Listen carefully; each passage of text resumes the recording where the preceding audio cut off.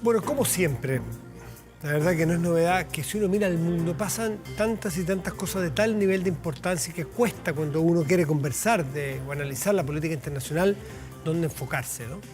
¿Qué decir lo que ha sucedido en Estados Unidos y las elecciones de Trump? ¿Qué decir con la pandemia y las distintas formas de enfrentarla en las distintas crisis que han vivido los distintos países? ¿Qué decir lo del Brexit, que después de tanto tiempo Inglaterra termina ahora, iniciándose este año, su definitiva independencia de la Unión Europea?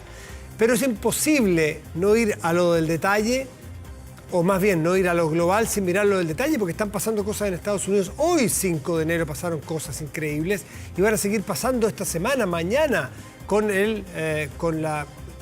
una ceremonia que debiera ser simbólica, pero no sabemos lo que va a pasar, donde se dé un paso más hacia la presidencia de Biden. Pero bueno, les he señalado muchísimas cosas en general, vamos a ir a lo particular y para ello vamos a invitar a un experto, que es Guido Larsson, director del Instituto de Humanidades de la Universidad del Desarrollo. Guido, buenas noches, gracias como siempre por recibirnos. Buenas noches, Matías, un gusto hablar contigo. Buenas noches, igualmente pues. A ver, quizás Inglaterra o el Reino Unido nunca se imaginó que el día en que, en aquella elección, que primero nadie se imaginó que iba a ganar el Brexit, primero, pero ganó el Brexit. La preparación a este divorcio fue largo, tortuoso, difícil y sigue habiendo todavía flecos en la negociación. Pero este 1 de enero partió dividido. Nunca, quizás, jamás nadie esperó que fueran estas circunstancias donde el Reino Unido está con un problema y una crisis sanitaria feroz y tiene que aprobar y permitir el ingreso de vacunas. En fin, ¿cómo ves tú que se ha dado esta separación definitiva del Reino Unido y de la Unión Europea? ¿Y qué debiéramos esperar?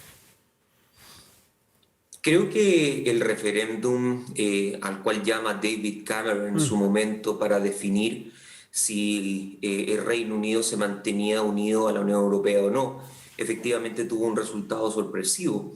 Pero desde un punto de vista más amplio, creo yo que siempre han habido voces disidentes con relación a la posición que tiene Reino Unido y Europa, y creo que esto puede rastrearse hasta después de la Segunda Guerra Mundial. Sin ir más allá, Margaret Thatcher en su momento fue escéptica respecto de la relación que Gran Bretaña debía tener con la Unión Europea, y John Major tuvo enormes dificultades para mantener aliados a algunos de los díscolos conservadores que seguían criticando la posición que tiene Gran Bretaña con relación a la Unión. No hay que olvidar, por ejemplo, de que el euro nunca fue aceptado por Reino Unido, y eso ya manifiesta una especie de tradición en torno a un eurosceptismo bien importante dentro del Reino Unido, que evidentemente estuvo marcado por los efectos que han tenido los fenómenos internacionales de los últimos 20 años, y estoy hablando particularmente de las externalidades de la globalización, de la interdependencia económica,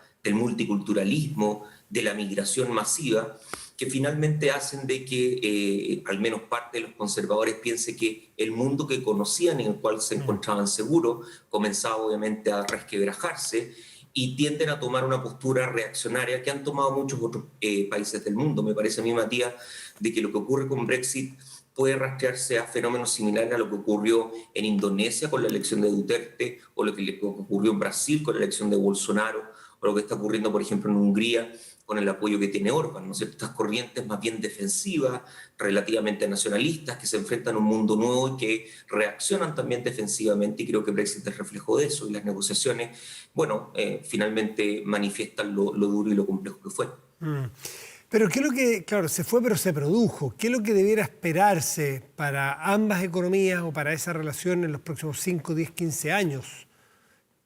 Me parece que para Reino Unido el acuerdo fue mejor de lo esperado, particularmente porque el acuerdo presupone que no van a haber ni cuotas, vale decir, ni una determinada cantidad de volumen que pueda ser comerciado con Europa, ni tarifas, es decir, ni impuestos que los bienes de Reino Unido deban pagar eventualmente para comerciar con Europa. Eso obviamente es importante. Sin embargo, dicho eso, hay algunos tipos de cortapisa relativos al comercio, particularmente con relación al papeleo y con relación a los estándares que ahora productos, bienes y eventualmente servicios del Reino Unido deban cumplir con relación a Europa. Voy a poner 3 ejemplos al respecto.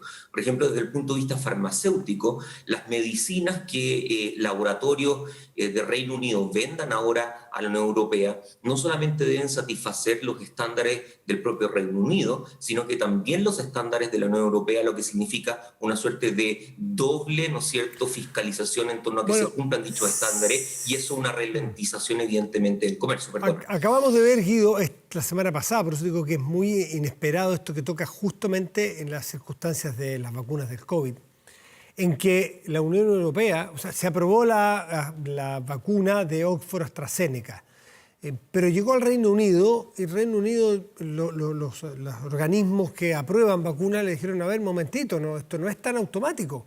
No porque ustedes lo aprobaron aquí ya está aprobado. Nosotros necesitamos más antecedentes, más análisis, más papeles, por así decirlo. Y uno dice, bueno, pues esto debería ser más o menos automático, con países con niveles de confianza de muchos años, de niveles de equilibrio en desarrollo científico. Pues no, aquí hay una tramitología y algunos incluso llegaron a pensar que esto era una suerte de venganza de la Unión Europea para marcarle el territorio a Gran Bretaña. Hay algo de política allí, ¿no? Creo que siempre hay al menos simbolismos e interpretaciones en torno a ese sentido. En alguna medida, recordemos, en enero estábamos todavía hablando de Theresa May, enero del año pasado me estoy refiriendo, y ya Theresa May decía de que uno de los problemas precisamente tiene que ver con cómo por un lado Reino Unido sigue siendo un socio confiable a nivel internacional, queriendo pasar normas por alto. Y creo yo que este ejemplo lo grafica en el sentido de que se guste o no se guste por parte de los ciudadanos del Reino Unido, van a tener que hacer obediencia, ¿no es cierto?, a los protocolos exigidos de la Unión Europea, porque en caso contrario no solamente se va a perder la confianza, sino que la reputación y el prestigio de Reino Unido al resto del mundo también puede sufrir un problema serio. Y creo que estamos empezando a ver un poco eso, no solamente en el ámbito farmacéutico, también, por ejemplo, en el ámbito de servicios profesionales. En el pasado, un doctor, un abogado o un arquitecto de Reino Unido podía libremente vender sus servicios en el resto de la Unión Europea. Hoy día va a tener que tener certificación por los Estados miembros y no va a poder simplemente ofrecer, ¿no es cierto?, su trabajo de manera libre, como lo hacía en el pasado. Y eso también va a imponer, creo yo, un costo al oferente británico que va a tener cierto tipo de problemas precisamente para entrar a ese mercado que es tan ambicionado.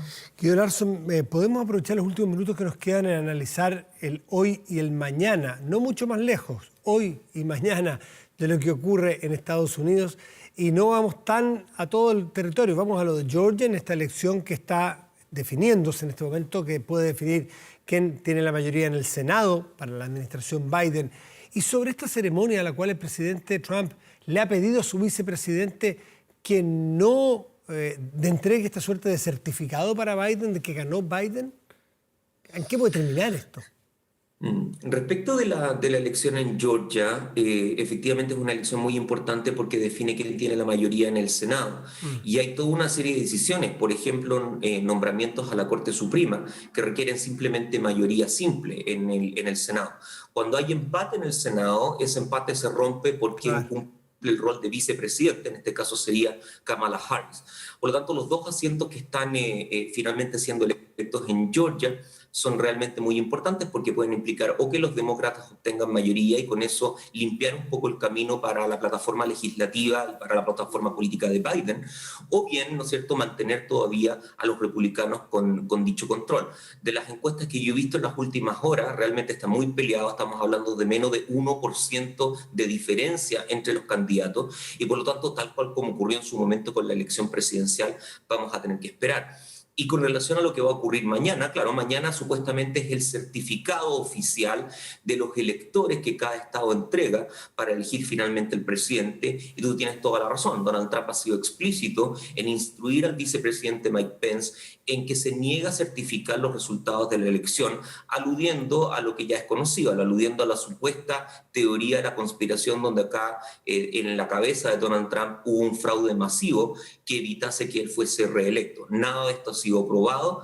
Donald Trump ha perdido en 59 ocasiones en cortes de justicia en los estados, en distintos estados. Solamente ha ganado uno de esos de 60 en total, y esa una solamente por cuestiones de orden menor. Se difundió una grabación donde Donald Trump aparece el fin de semana conversando con el secretario de Estado de Georgia, literalmente extorsionando, exigiendo, coaccionando para que encuentre votos que le permitan dar vuelta a los resultados en ese estado. Por lo tanto, estamos hablando realmente de un presidente que a mi modo de ver ha perdido el control, que está dispuesto a llevar a los Estados Unidos a una crisis como no la ha tenido desde la guerra civil y donde todavía, incluso hoy día, es incierto lo que pueda ocurrir mañana porque Mike Pence no ha dado realmente declaraciones que permitan tener tranquilidad. Por lo tanto, vamos a estar muy atentos en torno a cuáles puedan ser las consecuencias del acto altamente simbólico de mañana. Sí, según estaba leyendo recién, la verdad que en New York Times, en la noticia de último momento,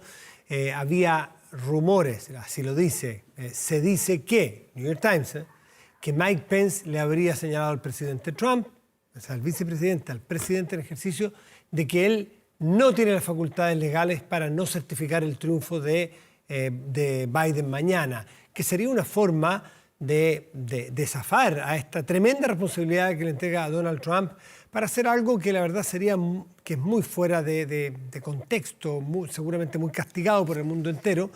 Pero vamos a ver qué es lo que ocurre y si es verdad este trascendido que plantea o que publica el New York Times en este momento. ¿Qué queda? Porque es el 20 el cambio de mando y estamos a 5, o sea, quedan 15 días. ¿Qué otras cosas pudieran pasar? ¿Qué ventanas quedan abiertas para que Donald Trump pueda todavía maniobrar y conseguir lo que aparece muy inesperado? Hay una ventana política y una ventana, uno podría decir, social. Desde el punto de vista político, Donald Trump todavía cuenta con el apoyo explícito de algo así como 12 senadores republicanos, entre ellos Ted Cruz, que de manera muy explícita ha apoyado al presidente y ha dicho de que él colaborará para evitar la certificación de los votos del colegio electoral. Cabe ver, de acuerdo a la información que tú me estás entregando ahora, si el comportamiento de Cruz y otros senadores va a cambiar el día de mañana, pero yo espero que mañana vamos a tener realmente una discusión muy acalorada en el Senado, probablemente con acusaciones mutuas y donde simplemente va a haber manifestación de la crisis en la que está sumido Estados Unidos desde los últimos 4 años. Y desde el punto de vista social, el principal problema, creo yo, Matías, es que acá ya se ha perdido el control. Hoy día y ayer en la noche hubo toda una serie de manifestaciones en Georgia donde los seguidores de Trump realmente están aparentemente dispuestos a todo, al menos así lo verbalizan. Han dicho de que es anatema que Joe Biden sea presidente, que todo esto es una gran mentira, una conspiración, de que es necesario actuar y que eventualmente es necesario defender por la fuerza, si es necesario, el fraude que ellos creen que es legítimo. Y eso ya torna a los Estados Unidos en una circunstancia enormemente peligrosa porque ya pasa y sale del control del establishment o del control político y queda así finalmente en una ciudadanía que durante 4 años ha sido, por así decir, adoctrinada bajo la idea de que lo que dice Donald Trump es completamente cierto, y si por lo tanto el presidente está diciendo que acá hubo un gran fraude, literalmente lo van a creer. ¿Cómo van a reaccionar? Nadie evidentemente lo puede predecir, pero son horas muy problemáticas y eventualmente muy peligrosas que está sufriendo el país del norte. Fíjate que la crónica de este momento de New York Times, firmada por las periodistas Maggie Haberman y Annie Carney, dice el vicepresidente de Estados Unidos, Mike Pence, le dijo, no le habría dicho, le dijo al presidente Trump hoy martes que no creía tener el poder de bloquear la certificación del Congreso de la victoria de Joseph Biden en las elecciones presidenciales, en fin. El mensaje de Pence, entregado durante su almuerzo semanal con Trump, dice aquí, se produjo horas después de que el propio presidente aumentara aún más la presión sobre Pence. ¿Qué podríamos esperar si es que Pence no le hace caso, por decirlo de una manera vulgar? ¿Podría haber un quiebre? Eso también inesperado, en los últimos 15 días, un quiebre entre presidente y vicepresidente. No lo puede echar, porque eso es una fórmula que llegó junta a la Casa Blanca o al gobierno. ¿Qué podría pasar ahí? Yo creo que el quiebre no es solamente entre presidente y vicepresidente, es un quiebre al interior de todo el Partido Republicano. El Partido Republicano hoy día se encuentra en una decisión que es muy difícil. O sigue un camino que eventualmente lleve a una posición política autoritaria, o defiende la democracia estadounidense. Y creo yo que ese cisma que estamos observando en el Partido Republicano simplemente se va a acelerar, sea cual sea el resultado de mañana, dado que hay toda una serie de senadores, de congresistas, de miembros de la Cámara de Representantes que han invertido tanto en el trumpismo, que han invertido tanto en la lealtad hacia Donald Trump, que es realmente inimaginable que en 24 horas estén dispuestos simplemente a aceptar la derrota y a reconocer el triunfo de Joe Biden. Por lo tanto, yo me espero gobierno que ocurra lo que ocurra, la crisis se va a profundizar, el trumpismo no va a desaparecer, Donald Trump va a seguir insistiendo en que su derrota es una derrota ilegítima y en consecuencia Joe Biden va a tener un inicio de gobierno realmente muy complejo, no solamente porque la sociedad en su totalidad está polarizada, sino porque hay tendencias altamente autoritarias dentro del propio país, cuyas consecuencias recién vamos a empezar a explorar una vez que la toma de poder ocurra el 20 de enero. Guido Larsson, como siempre, muchísimas gracias por este análisis internacional de dos países distintos, dos realidades distintas, pero había que ponerle ojo. Hay tantas otras, son las menciones, lo que está pasando en materia nuclear con Irán. En algún momento te pediremos que nos ayudes a tratar de entender qué es lo que está pasando allí en esas tensiones. Por poner eso, y lo de China, con este supermillonario que está desaparecido, el dueño de Alibaba, que no se sabe dónde está, porque ha tenido algunos visos de oposición a Xi Jinping. Por muy millonario que seas, no puedes ser opositor a Xi Jinping. Están pasando cosas del más profundo interés que pronto te pediremos que nos ayudes a analizar. Guido Larsson, como siempre, muchas gracias. Muchas gracias a ti, Matías. Chao, buenas noches.